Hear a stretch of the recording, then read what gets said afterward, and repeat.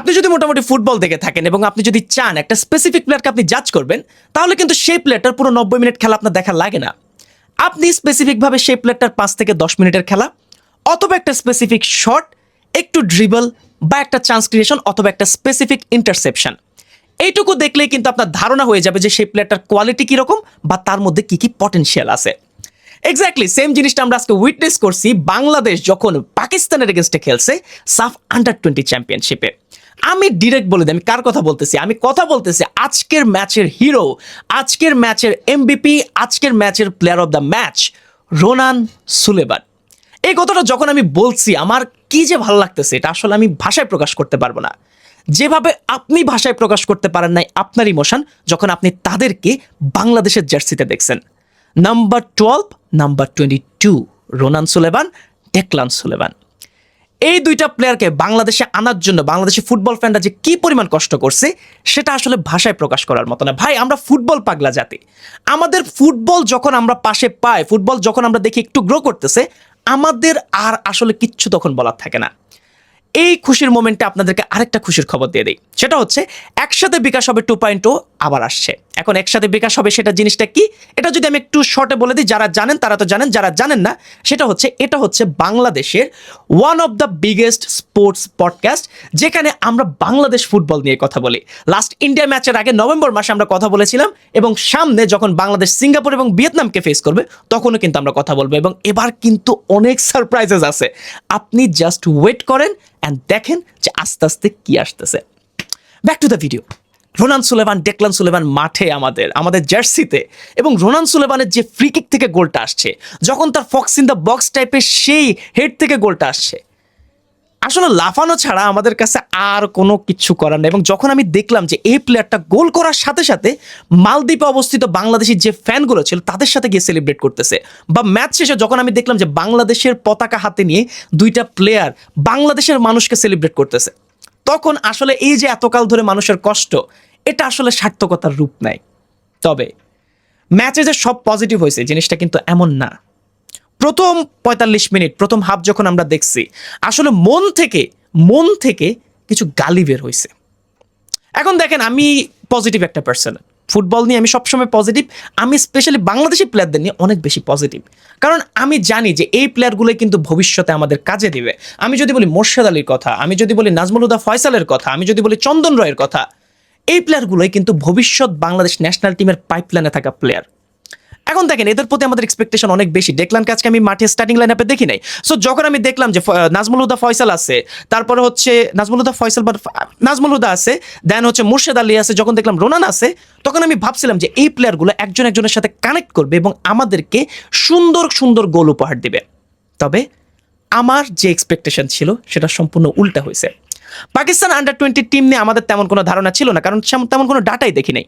But Pakistan national team যেভাবে খেলে সেই আলোকে আমি ধরে নিয়েছিলাম যে আজকে বাংলাদেশ এই ম্যাচটা ইজিলি জিতে যাবে, কারণ তারা ন্যাশনাল টিম অতটা ভালো খেলে না, এটা আপনারা যারা জানেন তারা তো জানেনই। সো ওইভাবে কিন্তু খেলা শুরু হয়েছে, বাংলাদেশ কিন্তু ডমিনেট করতেছিল। তবে গোলটা আমরা পাচ্ছিলাম না। এখন গোলটা কেন পাচ্ছিলাম না? পাকিস্তান লো ব্লকে খেলতেছিল, স্বাভাবিক জিনিস। বাট এমন কিছু মোমেন্ট ছিল যখন মুর্শেদ আলীর কাছে অপশন ছিল একটা বক্সের মধ্যে পাসিং অপশন, মানে রোনানকে পাস দেওয়ার, সে দেয় নাই, সে শর্ট করছে। এখন এখানে আমি সিন্ডিকেট এসব ওয়ার্ড আমি ইউজ করতে চাই না, একদমই চাই না। আমি বলতে চাই একটা ওয়ার্ড, সেটা হচ্ছে মিডিয়া টেনশন। মুর্শেদ আলীকে আমরা কি নামে ডাকি? বাংলাদেশের লামিন ইয়ামাল। এখন এটা কেন দিছি? কারণ তার এজ লেভেলে এর আগে পারফরমেন্স দেখে সে সেখানে এমনভাবে পারফর্ম করছে যে আমরা তাকে বাংলাদেশের লামিন ইয়ামাল নামে আমরা আখ্যা দিয়ে দিছি। মিডিয়া দিয়ে আমরা যে মিডিয়া অ্যাটেনশন দিছি, সে জিরো থেকে হিরো হয়ে গেছে।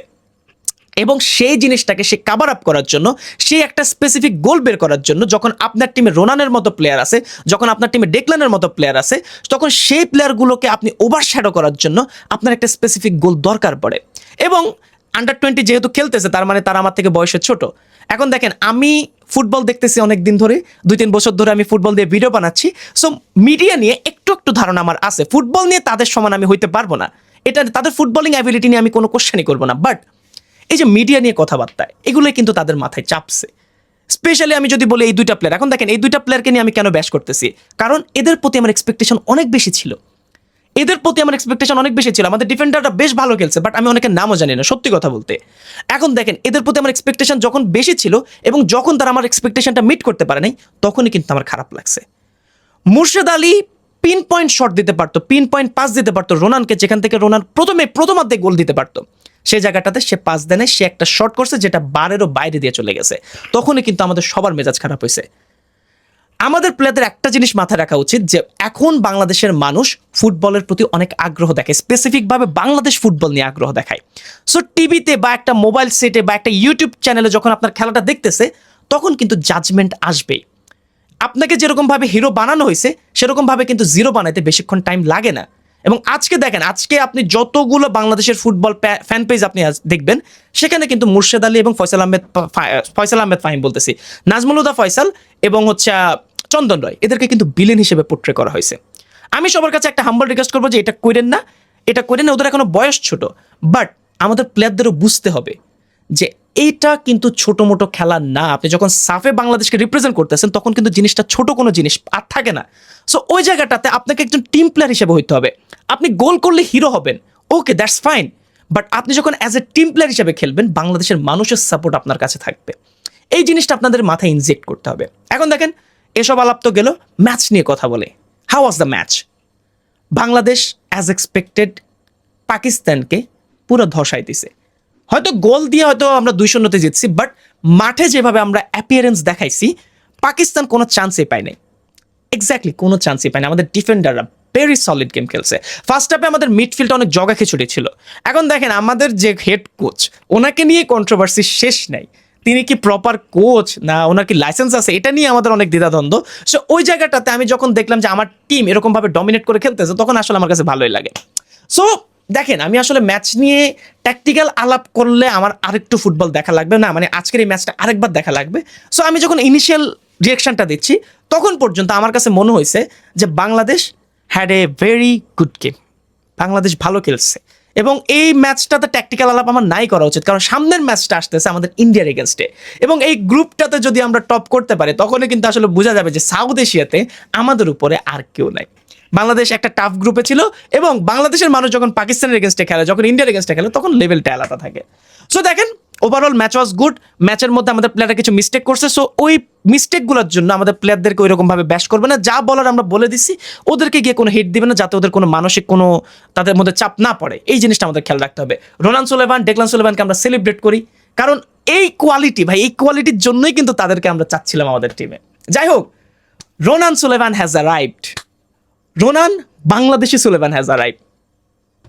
Thank you so much.